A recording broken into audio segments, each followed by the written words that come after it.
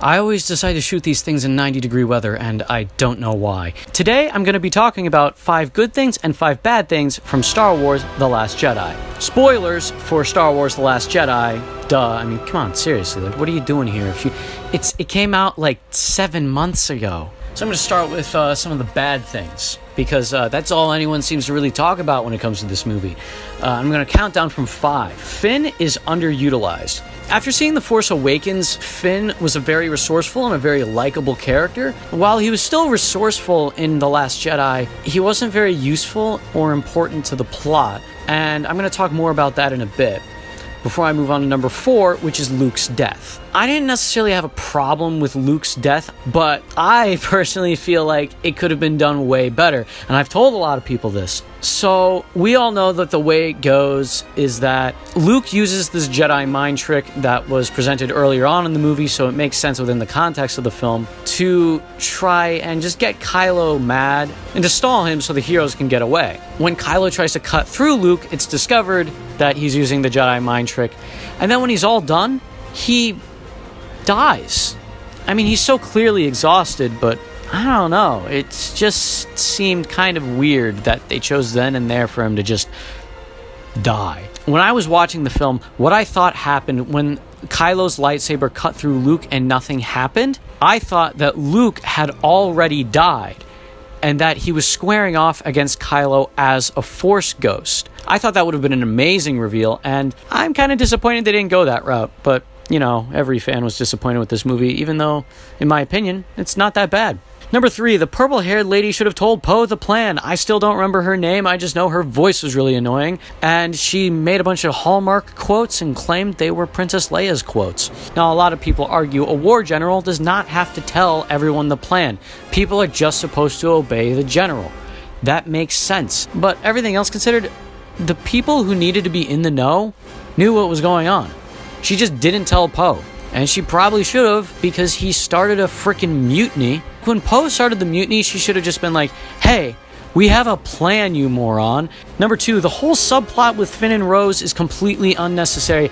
That thing could have been 5 minutes. It was like a half an hour of the entire movie, and it did nothing to advance the plot. The whole premise of that subplot was very interesting, in my opinion, that they have to find this master code breaker. The problem is they failed. The plan totally failed.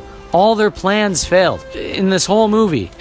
It was very jarring to see the heroes keep losing and failing all the time throughout the whole movie. I mean, sure, you could have introduced the fact that animals and children were getting abused, but the fact that Finn and Rose had to get arrested, they had to meet this other code breaker, and they saved all the abused animals, but none of the abused children. I'm just throwing that out there. That was all a bit unnecessary. Not to mention, why are they going after the codebreaker to help end the war if everyone in that casino was making money off the war?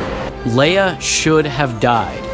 I know that might sound harsh, but we all know that Carrie Fisher, the actress who played Princess Leia, passed away shortly before this movie came out, and a lot of people were confused and curious as to what was going on.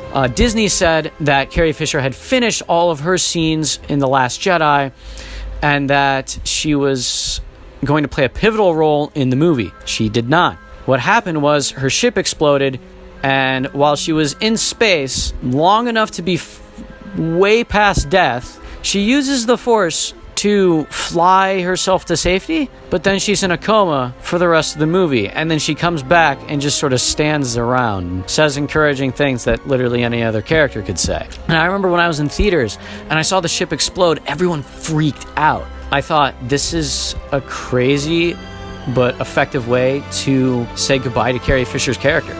No, we're going to bring her back. She's around for the 9th movie, even though Carrie Fisher can't film any scenes for it. They kind of wrote themselves into a corner they easily could have written themselves out of. Now for some good things, which a lot of people do consider bad things, but hey, I'm going to say it's good because I want to be an optimist about this movie, while everyone else is just really mad. Number 5, it's open-ended. It's not a bad thing that this movie's open-ended. A lot of people were upset that there's no great stance on whether the good guys have the upper hand or whether or not the bad guys have the upper hand, because in the original trilogy, that is the way it went. So what if Episode 8 doesn't end with a certain upper hand?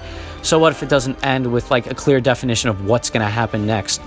That just leaves it open, and I don't think there's a problem there. I think that just means that the artists behind this movie are able to work creatively with it. It can start anywhere in time and space. Rey's training. A lot of people were mad that Rey didn't get proper training. What do you know about the Force? It's a power that Jedi have that lets them control people and make things float. Impressive.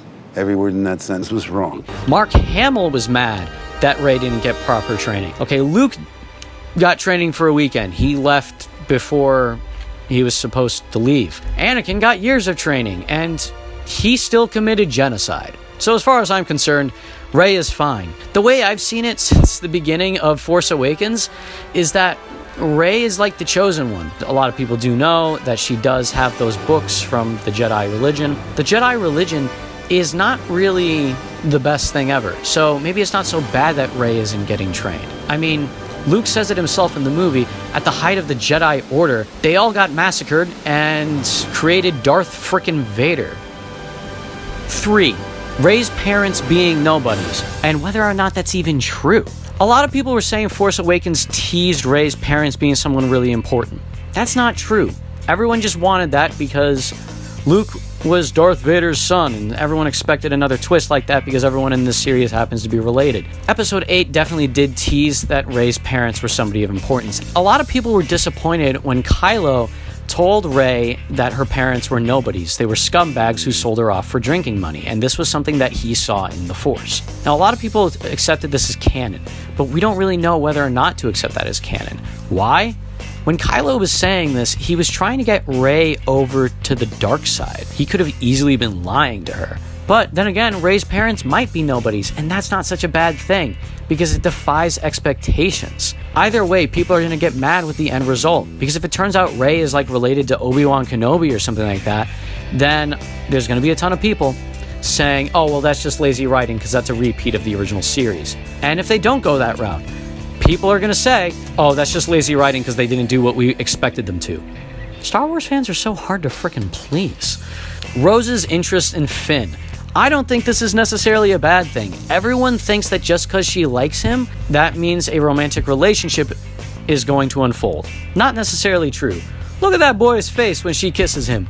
He is not into it. He's not okay with this. And just because he's taking care of her later does not mean he reciprocates feelings, okay? Finn is a good dude trying to be nice. Rose is a nobody who meets a war hero who also used to be a nobody.